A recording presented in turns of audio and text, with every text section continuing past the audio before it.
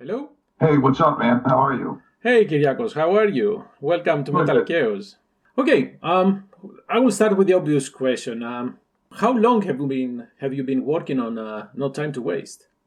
Uh, we've been working on the album as soon as, pretty much after we finished 2019, we put out our second album, There Is Something Wrong. Okay, So as soon as that was finished, it's right away. But it wasn't like we said we're going to start working on it now. It was just happening naturally. Like the songs just were coming out so quick that we didn't even think we are going to make the third album right after. We didn't know because we were broken up for 20 years when we correct. reunited. So we didn't think we just wanted to get back and play the shows, like do a show and that. And then the music just came real fast. It like almost came like it poured out of us. Hmm. And even in the old days, we didn't. I mean, it almost seems like every time we went to rehearsal, we got a new song. Wow, wow. So And basically, you are saying that the fact that there were no shows did not affect the band at all. You kept no, not writing. at all. No, it didn't affect us at all because, well, maybe if it was the '80s and we would have felt it more. For me, it didn't change anything. Like for the band and stuff. Only for 6 months out of the whole pandemic era, after March 2020, 6 months we didn't rehearse, we didn't play at all. Yeah, The of first course, 6 months. of course, of course, of course. But still, there is, if we compare the two albums, there is some difference, at least in the atmosphere. This one is more, I would say, more heavy. It's heavier than the previous one. And even though the title can be misleading, No Time to Waste, Seize the Day, and so forth, there is another message that is given, and there is hope in Aftermath's music, right? Yeah, there is. No, that's funny because you reviewed it, and your review got the feeling of the album. You nailed it. Really? Yeah, So, yeah, because see, like, and when we say it's a trilogy too, because the first one was Eyes of Tomorrow. mhm. Like you're looking to see, and then you seen Tomorrow, and you realize there is something wrong. You didn't know if it was like it's almost like you didn't know if the wrong was natural or if it was plan. It was like a plan to be wrong. You know what I mean? It was sabotaged to be wrong, and then no time to waste. You realize it's wrong and it's really urgent. There is no time to waste. That's what I meant. And the positivity comes from it. Since there is no time to waste, and you know who your enemy is, that's winning. You don't have to have violence. You don't have to know. It's almost like know who your enemy is. Right. Know your enemy. That's the number one thing. And it's interesting That for you. for you that Go ahead. you mentioned that this is a trilogy. However, I will ask, when did the idea of having a trilogy came to mind? I mean, Good because, question. right. The idea is because even Killing the Future in the beginning of Aftermath in '85, Hmm. when Killing the Future the songs were written then and they were released in '87. The demo came out as a demo. So, like Chaos and Meltdown, they're talking about what I'm talking about now in the lyrics, but naturally. So it was always there from the beginning because look, Meltdown is about being damaging the atmosphere. Like how the pollution, the poisoning, breathing the air, because it starts out disease, filth, spread it with no guilt. We die, you lie. What's that in the sky? Fragile little puppets controlled by a few. So in the '80s, I was talking about people being puppets to this. The ruling class is never chosen by you. Some of the lyrics on Meltdown, and it became a trilogy once we realized that it just everything. It's written exactly like a trilogy without even knowing it in the beginning. I didn't know during the Eyes of Tomorrow years that it was going to be a trilogy. I just after There Is Something Wrong and before when I decided the title of the album, the theme is No Time to Waste. That's when it would really solidified itself as a trilogy. You know, it seems to me that the three albums represent you guys growing up, right? When you started this band, you were young metalheads. Then you started to see how the world works. And then moving forward, even as you said, 2 decades, more than 2 decades passed, you have the maturity to see what's happening, that there is a problem. And now Yeah, it came to you, it matured in your mind what we need to do. That's how I understand that, because music grows with us, correct?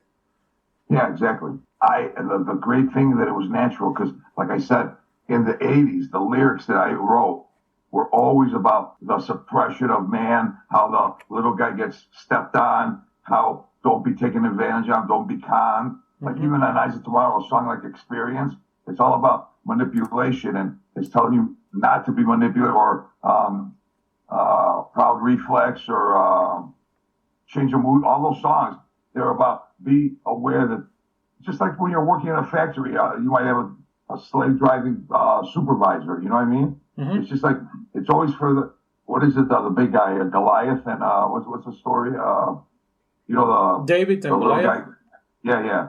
It's always about the little guy winning. You know, and it's always about coming from behind. Just but it's really the little guy knowing his being aware that he's being manipulated. It's terrible if you were, let's say, a slave without chains. Like you didn't know you were like gaslighted. You know, you didn't know you were being manipulated. That's the worst kind of life you could have, where you're delusional. You don't even know what your existence is. You know. I agree. However, I think that it is us putting ourselves in such position because we kind of, I don't know, bind ourselves to those chains with wanting to do that. We are going online to get our daily fix. We are express our opinions online. Hear other opinions. There is no discussion, right? Yeah. So no, it is us. See, because you got two roads to choose, good or bad.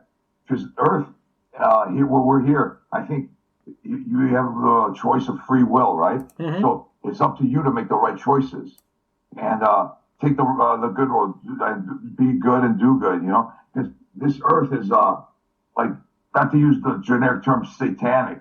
It's an evil place, and you can become really bad here. You know, mess up your life.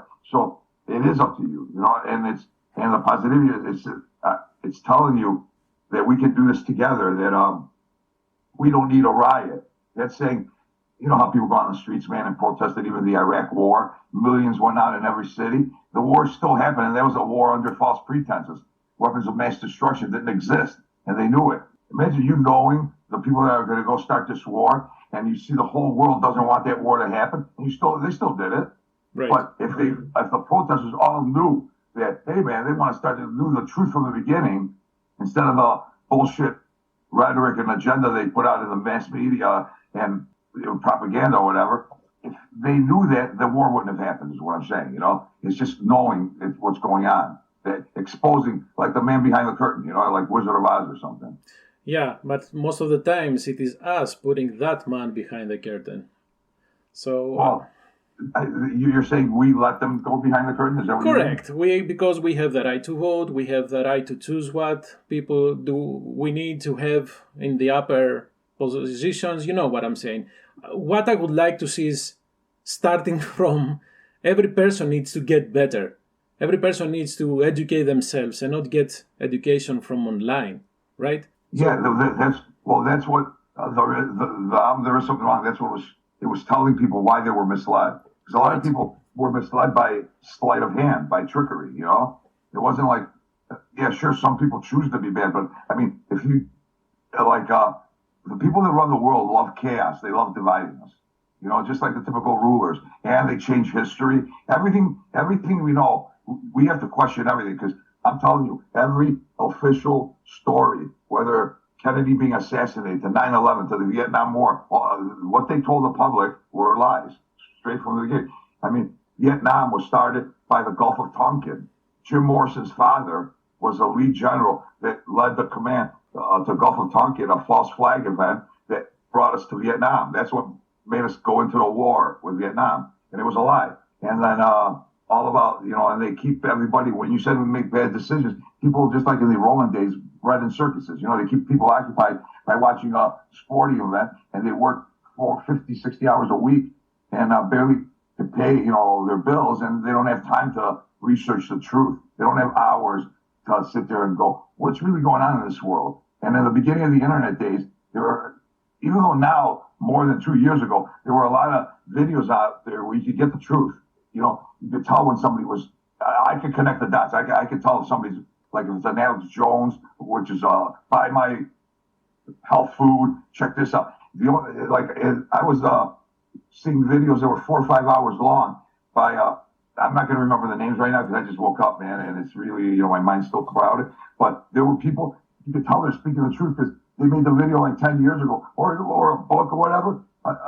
I had a book in a recording from the 60s where the guy paid his own money to put out these double-sided vinyl record of just him talking or what he knew is the secret word. And everything he said in the 60s, just saying nonsense, because when I heard his recording, it was 40 years later, so I seen what happened, what he said and what actually became true in his speech, And 90% of what he said came true. Like even the word liberal at that time wasn't even a big word. And they're going to make this word a weapon. They're going to weaponize that word. And he goes on and he said there's going to divide everybody. Even they're going to divide the gay community. And I remember when I first heard that, I go, how are they going to divide them? And now we know LGBT, whatever, all these names and how the division is. So their mission, the people that control the world, their bloodlines, the people that run the Federal Reserve, the Federal Reserve that prints the money, that's privately owned by 6 families.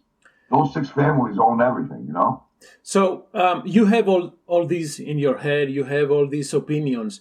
How do you take all this stuff and put it in the music? And let's talk about particularly in the way you sing.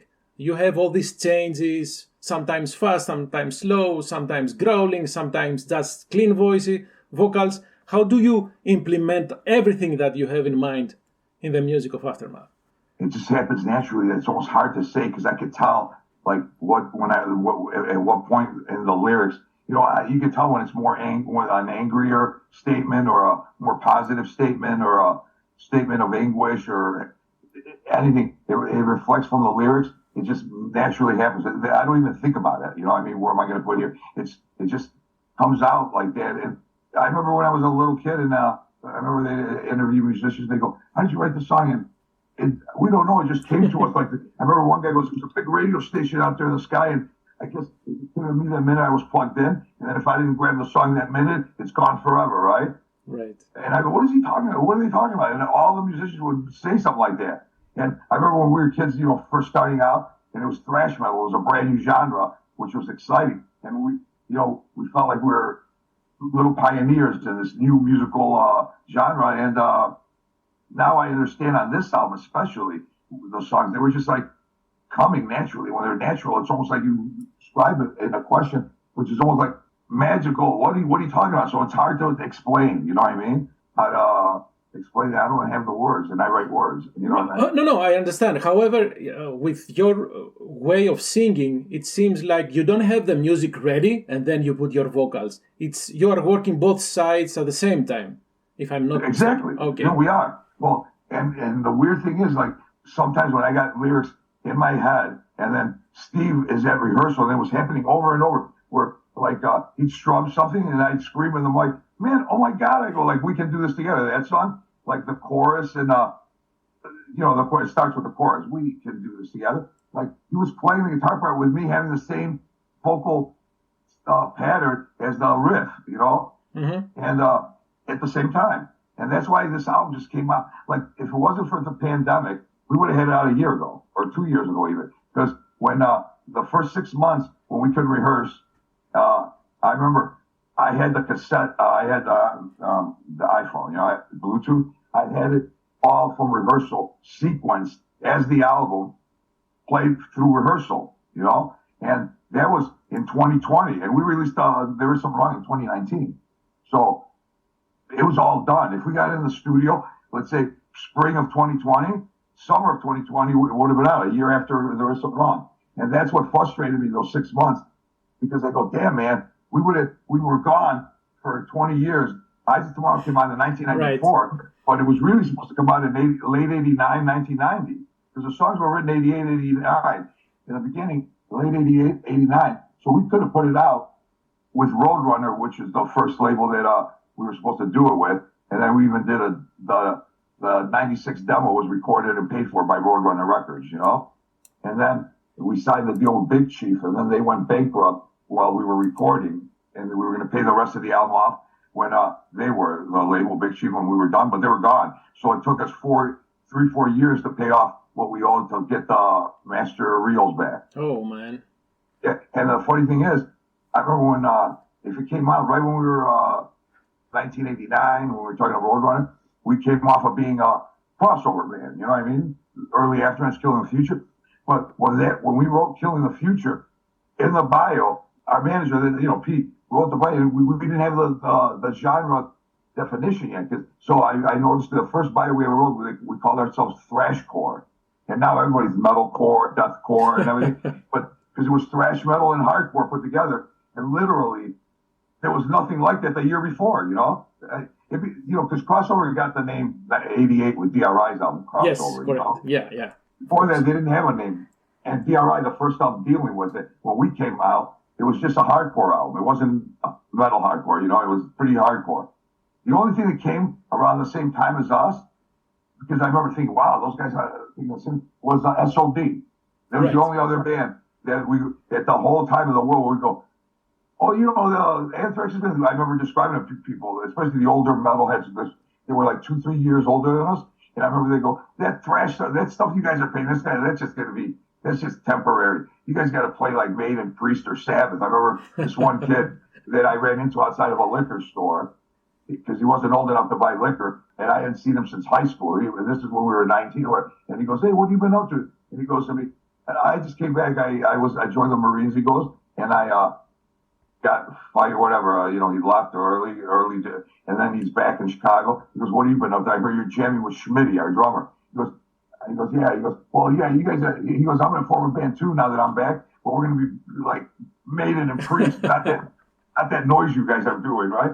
But the reason I brought that up, that guy, years later, about a year or two later, formed a band called The Plague, and basically became like a suicidal type of band. Well, he went down our road later, anyways, instead of doing the Priest, Maiden, Sabbath. Yeah. And that was exciting, man. Imagine forming a band and the genre is brand new. It's almost like forming a rock and roll band in 1950, right when the rock and roll started before Elvis. Right. It was just an exciting thing, and even the audience felt differently. Because the slam dancing was brand new to metal, and I've never played a show where the audience, our first show is when Aftermath in June of '86. The year it was just going to the shows everything was fresh and exciting, man. That was the greatest period. It was just so much fun to be a part of it, Yeah, unfortunately, that period is long gone because nowadays we can see a band playing live before even going to a show, right? The internet has everything. Well, nowadays the mystery of magic is all gone because it's too much. There's too much. You're bombarded with everything. It's almost like a needle in a haystack to find a bit, because we loved it. Anybody could put out music, but now the pile of it's just overwhelming. Correct. So you're never going to be able to. There might be something great out there. You're going to lose it now. Just like in the old days, you didn't have money because where would you? You couldn't buy everything back then. It was. I remember even like when imports came out, like Accept, Fast as a Shark. Hearing about it, everybody had to hear it word of mouth, or we had, hey, what so and so? We heard so and so got the album. It was like a quest to find, because nobody could afford it. Now that everything's around, the other problem is too much. You don't have the time. It's impossible. So you can't win either way. Either you couldn't find stuff in the old days, and now everything's there, and then you're just overwhelmed. So now that you mentioned an old school band, what are your plans for this album? Will you cut vinyl? What's your plan? Yeah, vinyl is going to come out. Yeah. Okay. And the plan is, we were the label, Zoid, and the label group. So we got the best of both worlds because it's independent. But again, the label group and getting out there is part of a Universal, Mm-hmm. So it's got the distribution, because the album is available anywhere you could get, where people, Spotify, Apple, wherever people get music. Even a lot of brick and mortar stores have it. There's a store right here called Rolling Stone. That's the record store I loved when I was little. So we know all the record stores pretty much have vanished, but that one's still there. My favorite one, and I'm glad. And I'm always worried that one day you're going to hear Rolling Stone's gone, and that's it. So the album's out everywhere, and the label's really behind it, because we're going to make a video for every song on this album. A music video? Yeah, there's already like the we put out the first single, No Time to Waste, the title track. Right. That had a lyric video with it. Yes. The second single was Transform and Disrupt. It was a lyric video, but the concept of the lyrics are in the lyric video, because it's animated too. It shows the classroom, the barcode, and all that stuff. So that's it. And the third single was We Can Do This Together, which came out the same time as the album came out last Friday, right? Correct. And now we're debating which is the next the record company was talking with the fourth one, but we're gonna do them all. But what's the next one coming up after the three, the fourth one? And it's between Riot, We Don't Want to Riot, and Slaveable, We're Not Your Animals. Okay. Yeah. Then once those are all done, we're gonna do shows. We already started the shows, picking shows like May 20th. We're doing a show with this band called Tyrant, young thrash band from I think East Coast, with two more. They're on tour, and when they're coming to Chicago, we're gonna play with them. Well, they requested for us to play. We got a message from them, and it was cool because they were the new wave of thrash metal bands, and it's cool that they wanted an old school band to play. And then we're playing the Milwaukee Metal Fest. Correct. That was gone forever. Milwaukee, Jack Koshik was the owner, and then somehow Jamie Josta from Hatebreed, he was talking about it because this podcast is pretty interesting because that guy's always full of ideas, so it doesn't matter who he's interviewing. He'll have crazy ideas for all his guests. He goes, I was thinking about you, and a lot of them I go, man, it's pretty interesting. That imagine having you, the host, every band that comes here, you give them ideas like marketing ideas and stuff. That's great. So Metal Fest, he was talking, I think, with the guy from Black Dahlia Murder, which passed away, that guy already. He died last year or whatever.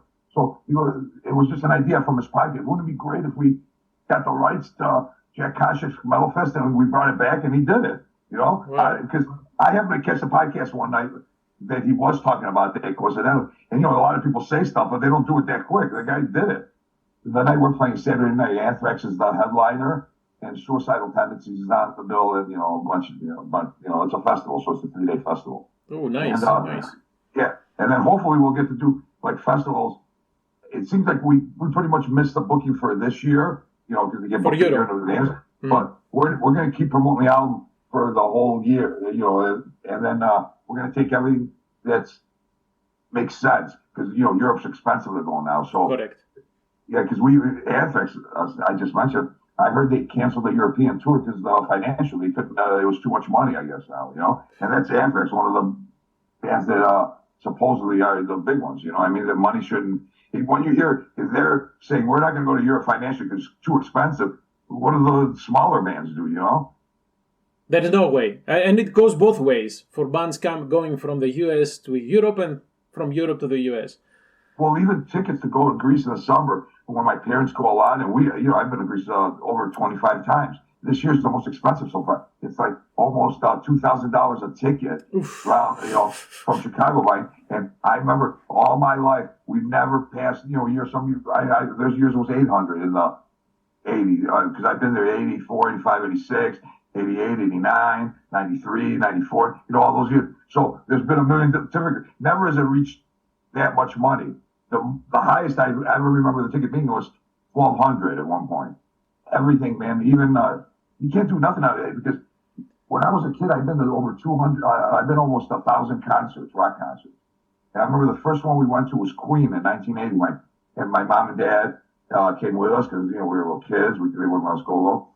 Now, for a family to go see any major arena concert, it's ridiculous. You couldn't even do it. You'd have to mortgage your house to bring your family. It's too expensive. It's maybe $150 a piece, right, to get to a big show. Yeah. Some $200. There's definitely not under $100 a ticket. You couldn't get. And imagine the way I live, and I got to see 1,000 concerts. If I grew up in this era, I would never get to see nothing. No way. It's just a bad time right now with the way it is. Well, you can tell, the world's clown world, let's face it.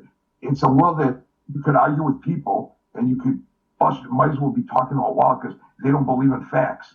And let's say I disregard facts and you're arguing with me, I'm going to drive you insane. I can tell you right now anything, I'm never going to end the argument because if you don't believe in facts, we're done, man. It's a chaos. And chaos in Killing the Future was about no more reason, no more logic, no more thought, no more life, running rampant, going crazy, acting foolish, killing the future.